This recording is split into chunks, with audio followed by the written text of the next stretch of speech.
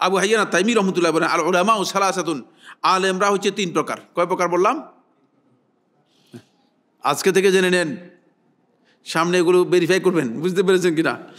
1 নম্বর, আলিমুন বিল্লাহি ওয়া বিআমরিল্লাহ, আলিম বিল্লাহ ওয়া বিআমরিল্লাহ, যে আল্লাহ তাআলার প্রকৃত পরিচয় লাভ করতে পেরেছে এবং আল্লাহর বিধানের পরিচয় লাভ করতে পেরেছে। এটা হলো 1 নম্বর আলেম। 1 নম্বর কি? আলিমুন বিল্লাহ ওয়া বিআমরিল্লাহ। 2 নম্বর হচ্ছে আলিমুন বিল্লাহ, যে আল্লাহর পরিচয় লাভ করতে পেরেছে, ওয়ালাইসা আলিমান বিআমরিল্লাহ, কিন্তু আল্লাহর বিধান সম্পর্কে জানতে পারে নাই। আল্লাহর প্রতি ভয় আছে, আল্লাহর প্রতি ভালোবাসা আছে, আল্লাহর প্রতি অনুরাগ আছে, কিন্তু আল্লাহর বিধান জানে না, বিধান জানতে পারে নাই। 3 নম্বর হচ্ছে আলিমুন বিআমরিল্লাহ, যে আল্লাহর বিধান জানতে পেরেছে, ওয়ালাইসা আলিমান বিল্লাহ, আল্লাহর পরিচয় পায় নাই। কয় প্রকার বললাম? 3 প্রকার। বুঝতে পেরেছেন না? বুঝতে পারেন নাই? বুঝতে পেরেছেন তো এই 3 প্রকার? প্রথম প্রকার হচ্ছে আলিমুন বিল্লাহ ওয়া বিআমরিল্লাহ, যে আল্লাহর পরিচয় পেয়েছে ঠিকমতো এবং আল্লাহর বিধানেরও পরিচয় পেয়েছে, দুইটাই পরিচয় পেয়েছে।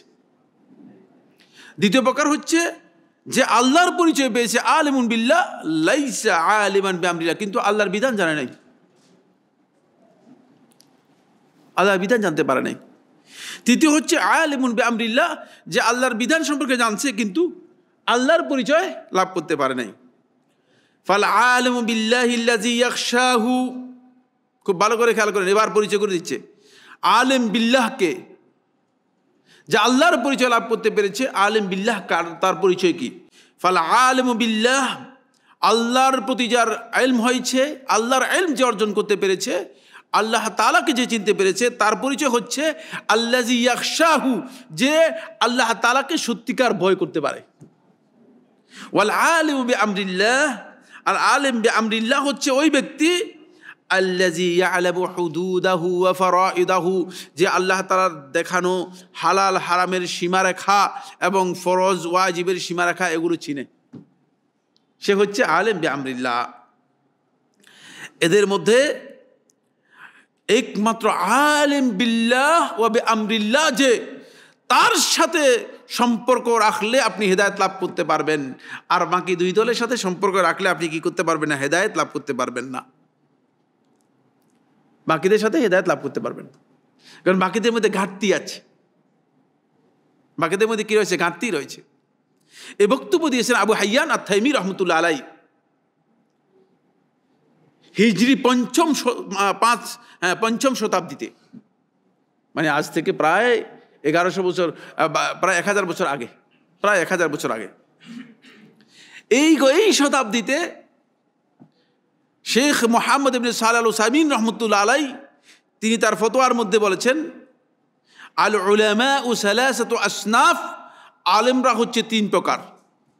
এটা আরেকটা কথা, আগের কথা, মানে বহু আগের পুরাতন বক্তব্য নিয়ে আসছে। এখন এই যুগের আলেমদের মধ্যে, মুজতাহিদের মধ্যে, আমার চোখে দেখা যে মুজতাহিদ আমি দেখেছি শেখ মুহাম্মদ ইবনে সালেহ আল উসাইমিন রহমতুল্লাহ আলাইহি, আমার চোখে দেখা সৌদি আরবে এত বড় মুজতাহিদ আর আমি দেখি নেই। শেখ রহমতুল্লাহ আলাইহি মানে 1419 হিজরি সনে মারা গিয়েছেন, আপনারা জানেন। শেখ রহমতুল্লাহ আলাইহি তিনি বলতেছেন, আল আলিমু সালাসাতু আসনাফ, আর উলামাউ সালাসাতু আসনাফ, আলেমরা হচ্ছে 3 প্রকার।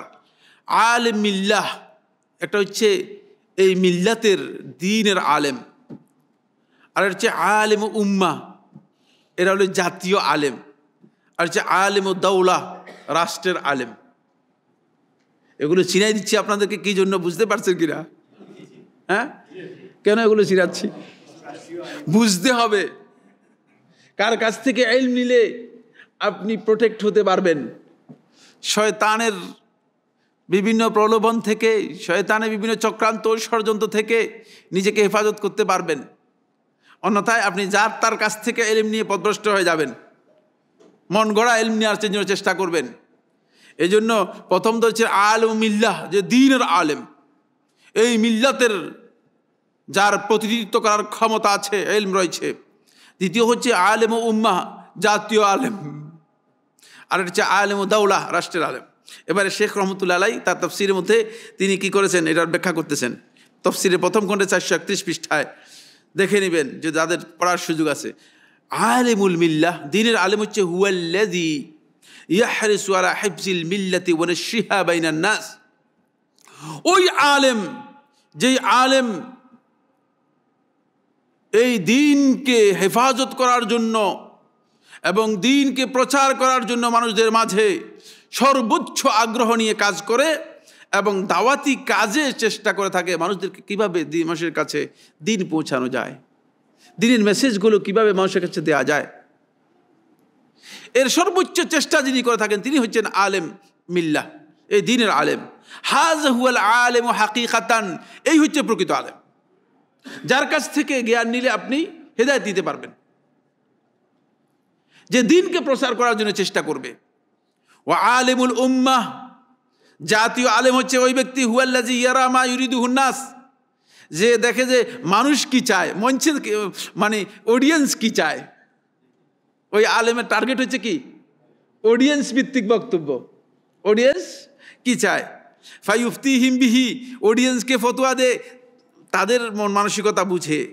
ওয়ালাউ খালাফা শারআ, যদিও সেটা শরীয়তের একটু ডান বাম হয়ে যায়।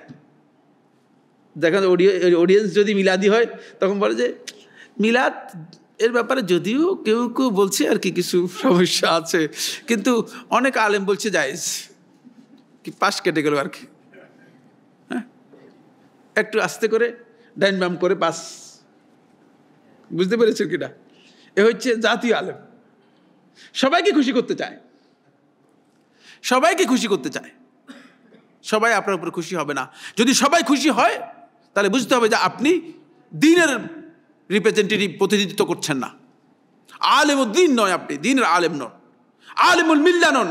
এটা সাইফুল্লাহ আমার বক্তব্য নয়। একটি বক্তব্য দেখছেন, আপনারা দেখছেন কিনা এই পর্যন্ত? একটি বক্তব্য নিজের বক্তব্য পকেট থেকে বলছি না, প্রত্যেকটা বক্তব্যের রেফারেন্স রয়েছে এবং রেফারেন্স আলেমদের রেফারেন্স, যারা যুগের শ্রেষ্ঠ আলেম তাদের রেফারেন্স।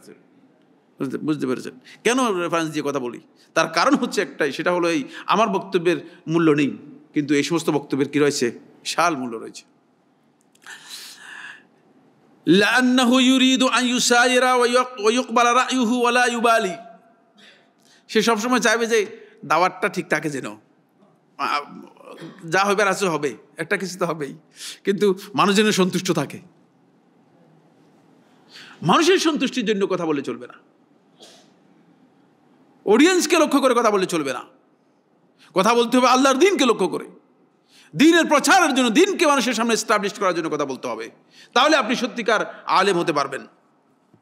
3 নম্বর আলেম হচ্ছে আলেমুদ্দৌলা, রাষ্ট্রের আলেম। ওয়াহুল্লাযী ইউরিদু মা তুরিদুহুদ্দৌলা, সে রাষ্ট্র যেটা চায় সেটা ফতোয়া দেয়।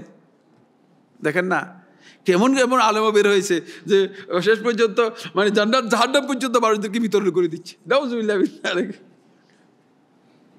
চিন্তা করেন, এর কাছে মানুষগুলো যদি হেদায়েত পাবে, আপনি এটা মনে করতেছেন? হ্যাঁ, এই ব্যক্তি নিজে কত বড় পথভ্রষ্ট।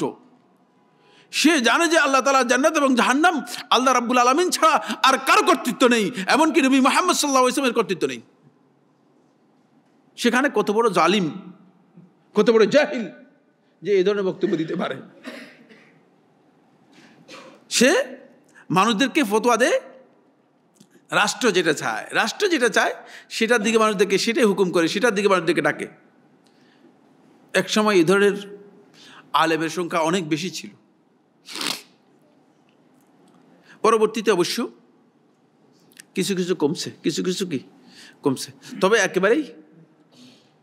একেবারেই কমে যায় নাই।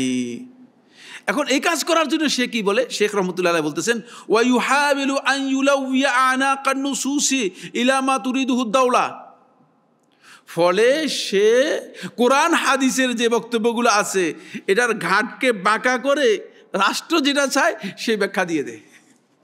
নাউযুবিল্লাহ মিন যালিক। আপনারা দেখেছেন যে আমরা কোনো ব্যক্তি, কোনো রাষ্ট্র, কোনো গোষ্ঠী কারো পক্ষে কথা বলি না।